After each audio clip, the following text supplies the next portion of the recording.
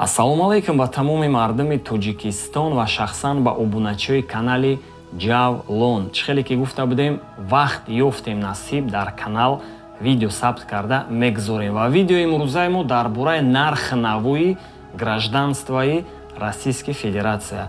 А якчанд видеонаворои подача на РВП видео карда будем, подача на гражданство. Ай комментариёш хулоса буровардем ва хостем имрӯз инами видеора барои шумо сабт карда нишон тием, то ки шумо фаҳмед. Ва якчанд нафаро савол дода буданд ки аками гражданство шумо да чанд сум да ғалтид. Ва имрӯз бе ягон фанду фреб чанд суме ки расход шудагиай ҳамаша тоза дар инами видео гап мезанем. Шумо шахсан то охирша тамошо кунед, поддержкаи шумо инами қадарай. Хуб, пешакӣ бо як чира ман шумо да огоҳ кунам, ози нархи навое ки ман шумо да гап мезанам, и танҳо барои як нафар расход шудагиай, барои як нафар. Ва усиша шумо плюс мекунем, мақсад 2 казда, 3 казда, 4 казда ва зиёда 10 кас фарқ надорад, чанд касе боша, плюс мекунен ва ҳамун суммаш мебурояд.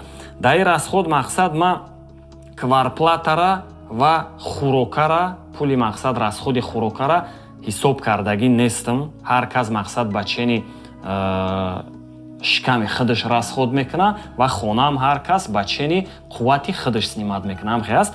Имрӯза расход танҳо барои як нафарай, фақат барои РВП гражданство ва гирифтани паспорт. Хуб, аввало ман регистратсия кардам, як нафар 3000. Дальше перевод заверит загранпаспорта 750 рубл. Сурати 3,5 ба 4,5 4 дона 200 рубл. Медкомиссия ба квота бе пул гузаштагием. Госпошлина барои подача на РВП 1600 рубл. Ва заявление ки ҳам барои подача на РВП мегире ҳамун 100 рублай. Барои подача на РВП барои участникои госпрограмма барои як нафар ин ҳамақа расход шудагиай. Хуб, баъди гирифтани РВП дар қафои паспорт аллакай штамп мезананд. Паспортни столда баъди гирифтани РВП як ҳафта муҳлат метиҳанд, то ки шумо дар муддати ҳами як ҳафта бояд прописка кунонед. Пропискара ман рости гап пурсидам якчанд каса, ставкаш ҳами нимсола ай 6 то 8 ба фикрам. Ставкаи ҳар кас ҳар хеле. Чӣ хеле ки мақсад соҳиби хонара дилша биёвен. Лек шахсан мода ҳами прописка бепул омадагиай. Барои чӣ бепул? Барои он ки мо шахсан собственник шудем. Кадоме ки калимаи собственника медона, аллакай мара уже фаҳмид. Вақте ки мо собственники шудем, мода прописка уже бепул шуд. Хуб, вақте ки мо пропискара кардем, баъд уже подача на гражданство рафтаг. Анаки подача на гражданствомон мақсад пропискамон хеле ки гуфтем бо маслиҳат яъне гирифтем. Иҷадам аллакай подача на гражданствам расходаш қариб ки ранги РВП лек госпошлинаш як баробар зиёдтарай. Бо ҳамухи перевод заверит 750, сурати 3,5 ба 4,5 4 дона 200 рубл. Медкомиссия гузаштан дар кор нест. Госпошлина 3700 ва заявление боз барои ҳамо подача на гражданство 100 рубл. Хуб, баъди подача на гражданство шумо да муҳлат метиҳанд. Мақсад 3 моҳай 90 рӯз. Ай ҳар кас ҳар хел буромадагиай. Ҳаст нафарое ки 60 рӯз да буромадагиай, ай мо ина 46 рӯз да буромадагиай.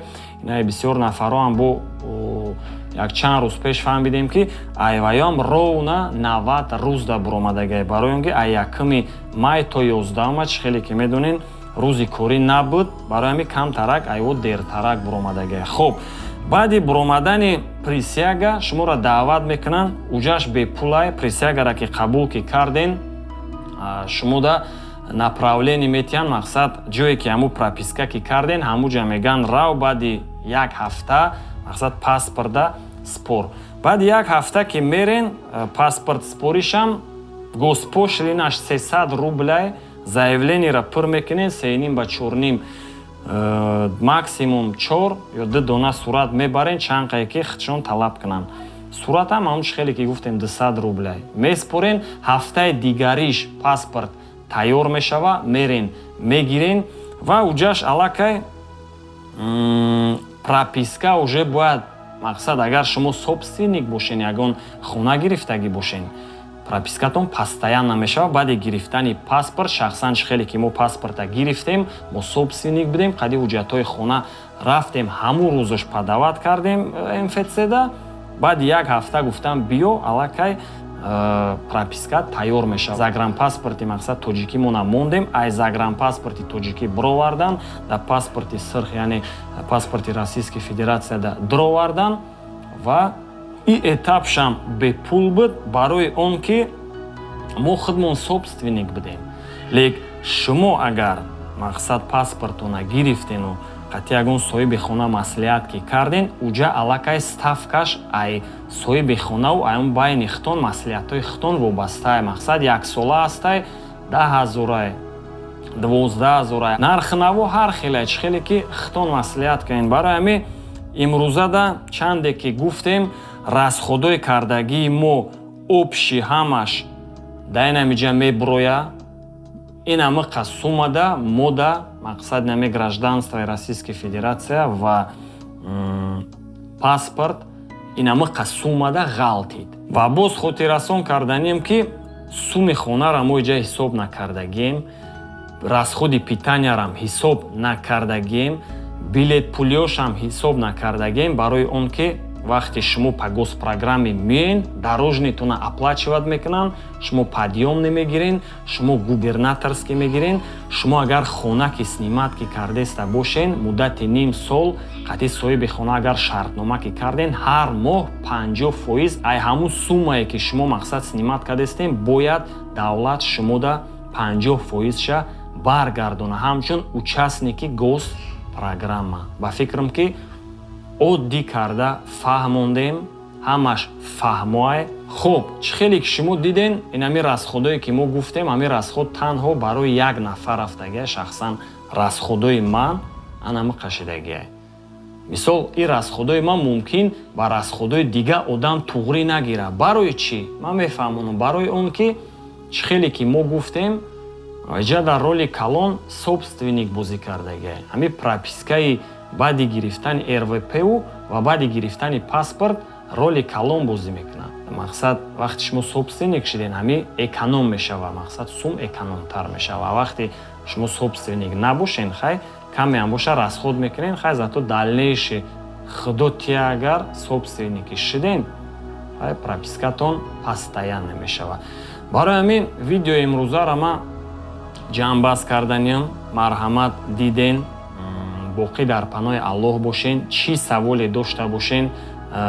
дар комментария нависен ҳамаша мехонем ҷавоб медиҳем ва чӣ саволҳои шахсӣ боша Instagram ҷавлон Самара ин ҳамҷода меброя бинависен ба чени мефаҳмидагимон ба чени ҳамин этапҳои гузаштагимон нафаре ки ҳамин Самара омад ба госпрограмма ҳатман дастгиритон мекунем дар паноҳи Аллоҳ бошен сиҳати сарбаланд бошен дар гуҷое бошен набошен ҳамин номи тоҷика паст назанен бардорен фақат интизор бошен роликҳои нав ба нава дар канали ҷавлон хитона эҳтиёт кунед